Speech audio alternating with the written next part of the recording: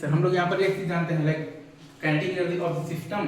With respect to the centre of mass आता है आपके पास half m1 into v1 cm का होल स्क्वायर और plus half m2 into v2 cm का होल स्क्वायर, और वो बराबर आता है आपके पास half m1 m2 by m1 plus m2 into v1 minus v2 का होल स्क्वायर, और वो बराबर आता है आपके पास half into mu into v relative के square, right sir? Is it true? अगर मैं फिर से बोल रहा हूँ तो kinetic energy of the system with respect to the centre of mass आता है आपके पास half m1 into v1 cm का होल स्क्वायर और plus half m2 into v2 cm का होल स्क्वायर, और वो बराबर आता है आपके पास half m1 into by m1 plus m2 into v1 minus v2 का होल स्क्वायर, और वो बराबर आता है आपके पास half into mu into v relative के स्क्वायर। सही है, ये चीज सही है, आपको आई गेस समझ में आ गया होगा। और आप ये भी जानते हैं कि P system with respect to ground है वो बराबर होता है P centre of mass with respect to ground के, P system with respect to ground बराबर होता है आपके पास P centre of mass with respect to the ground के, मतलब कि P सिस्टम सेम बराबर 0 होता है,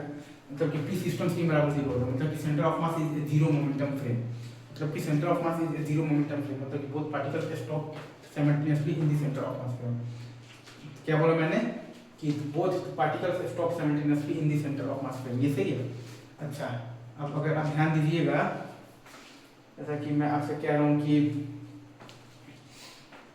आपके पास सवाल में ये कहा गया है कि एक मास है ऑफ मास m और एक मास है ऑफ मास m, और दोनों के बीच में आपके पास बेसिकली एक लगा हुआ है स्प्रिंग से कनेक्टेड है, और स्प्रिंग आपका इनिशियली नेचुरल लेंथ में है, और आपके पास बेसिकली m मास को हम लोग बेसिकली तो राइट डायरेक्शन में हम लोग बेसिकली F फोर्स लगाकर खींच रहे हैं, ये m मास को हम लोग तो राइट डायरेक्शन में F फोर्स लगाकर खींच रहे हैं। अगेन मैं फिर से बोल रहा हूँ, तो ये m मास को हम लोग बेसिकली राइट डायरेक्शन में F फोर्स लगाकर खींच रहे हैं, और ये और ये पूरा सिस्टम आपका रखा हुआ है बेसिकली तो म्यू बराबर 0 स्मूथ हॉरिजॉन्टल सरफेस पर, तो ये पूरा सिस्टम आपका रखा हुआ है बेसिकली तो म्यू बराबर 0 स्मूथ हॉरिजॉन्टल सरफेस पर रखा हुआ है, राइट? ये पूरा सिस्टम आपका रखा हुआ है म्यू बराबर 0 स्मूथ हॉरिजॉन्टल सरफेस पर। तो अगर आप ये चीज अगर आप समझ गए तो अगर आप तो ये सवाल को हम लोग बेसिकली सॉल्व करेंगे सेंटर ऑफ मास फ्रेम में, ठीक है? ये सवाल को हम लोग सॉल्व करेंगे सेंटर ऑफ मास फ्रेम, ये सवाल को हम लोग सॉल्व करेंगे सेंटर ऑफ मास फ्रेम में। तो ACM हमारे पास क्या आएगा F by M plus m, ACM हमारे पास क्या आएगा F by M plus M,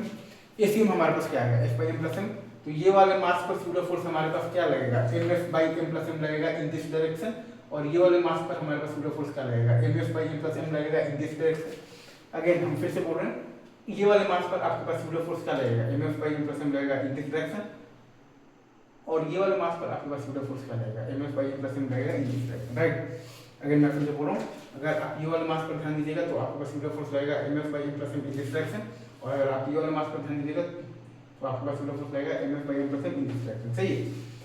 मतलब कि अगर आप नेट फोर्स देखिएगा तो ये वाले मास पर आपके पास लगेगा MF by M plus M इधर, और ये वाले मास पर आपके पास लगेगा F minus MF by M plus M, मतलब कि MF by M plus M इधर। अगर आप नेट फोर्स देखिएगा तो ये वाले मास पर आपके पास लगेगा MF by M plus M इधर, और ये वाले मास पर आपके पास लगेगा F minus MF by M plus M, मतलब कि MF by M plus M इधर। अगर आप नेट फोर्स की बात कीजिएगा तो वो आपके पास बेसिकली तो ये वाले मास पर लगेगा आपके पास MF by M plus M इधर, और ये वाले मास पर लगेगा आपके पास F minus MF by M plus M, मतलब कि MF by M plus M इधर।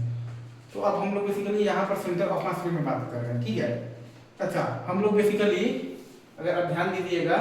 तो ये m मास का डिस्प्लेसमेंट मान लिए हैं x1 इन द लेफ्ट, और ये m मास का डिस्प्लेसमेंट मान लिए हैं x2 इन द राइट। हम लोग ये m मास का डिस्प्लेसमेंट मान लिए हैं x1 इन द लेफ्ट, और ये m मास का डिस्प्लेसमेंट मान लिए हैं x2 in the right. m मास का डिस्प्लेसमेंट मान है x1 मतलब इन द लेफ्ट, और m मास का डिस्प्लेसमेंट मान है x2 in the right. m मास का डिस्प्लेसमेंट मान है x1 इन द लेफ्ट, और m मास का डिस्प्लेसमेंट मान है x2 इन द राइट। सही है, तो हम लोग बेसिकली यहाँ पर ये करेंगे कि सेंटर ऑफ मास के फ्रेम में हम लोग लगाएंगे work energy theorem. Centre of मास के फ्रेम में आपके पास बेसिकली इनिशियल तो काइनेटिक एनर्जी भी 0 है, और सेंटर ऑफ मास के फ्रेम में आपके पास फाइनल काइनेटिक एनर्जी भी 0 है, क्योंकि both particles stop simultaneously in the centre of मास से। अगर आप ध्यान दीजिएगा तो सेंटर ऑफ मास के फ्रेम में आपके पास इनिशियल काइनेटिक एनर्जी भी 0 है, और सेंटर ऑफ मास के फ्रेम में आपके पास फाइनल काइनेटिक एनर्जी भी 0 है, क्योंकि both particles stop simultaneously in the centre of मास से। अगर मैं फिर से बोल रहा हूँ,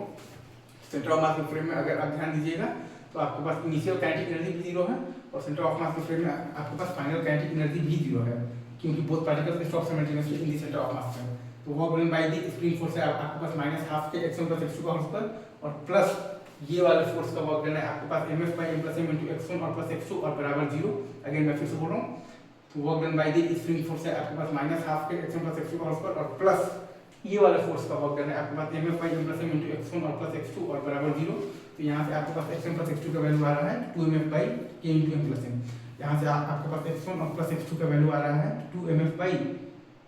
k into M plus M. आपके पास x1 और प्लस x2 का वैल्यू आ रहा है 2mf by k into M plus M. यही आपका मैक्सिमम एलोंगेशन का आंसर है, सही है। तो मेन कॉन्सेप्ट यही है कि आपके पास p system ground is equal to p c m ground, p system ground is equal to p c m ground और p system c m is equal to zero. P system c m is equal to zero मतलब कि centre of mass is a zero momentum frame,